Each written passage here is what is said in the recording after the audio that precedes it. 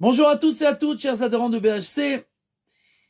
La Gemara nous dit que nous sommes des fois dans des situations de oili mi yoitzri ve oili mi yitzri.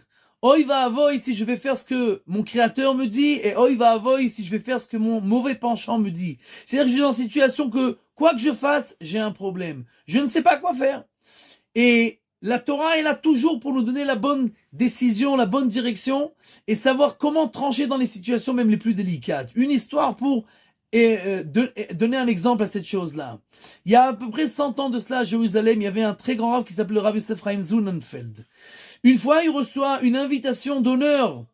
L'archevêque de Jérusalem est décédé et on organise l'enterrement avec tous les hommes de religion, etc., etc.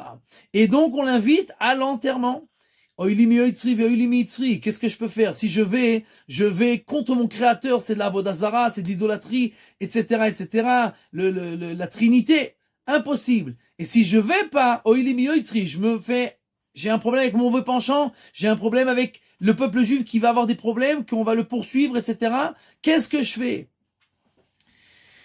Le Rav réfléchit, et finalement, le jour de l'enterrement, il arrive au bureau de ces institutions et il dit à ses gabaïm, allez, ouvrez la Gemara.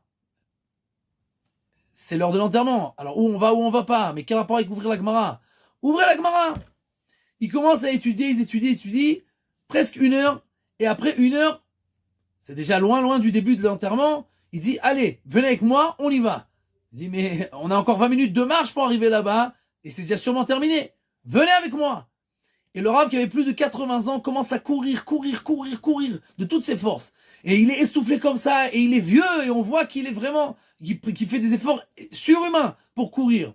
Et personne ne comprend qu'est-ce qu'il fait.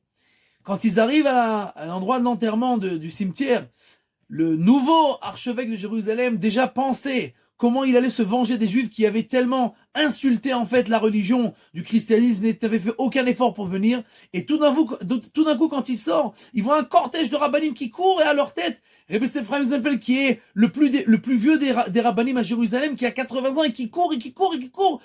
Et alors, il a été pris de pitié de cette vision-là. Il est venu voir le Rav et dit, Rav, mais il fallait pas vous faire comme ça du souci, de courir tellement. Vous avez fait tellement d'efforts pour venir. Vraiment, c'est incroyable. On vous est tellement reconnaissant, mais à votre âge, il faut vous maintenir, il faut faire attention, etc.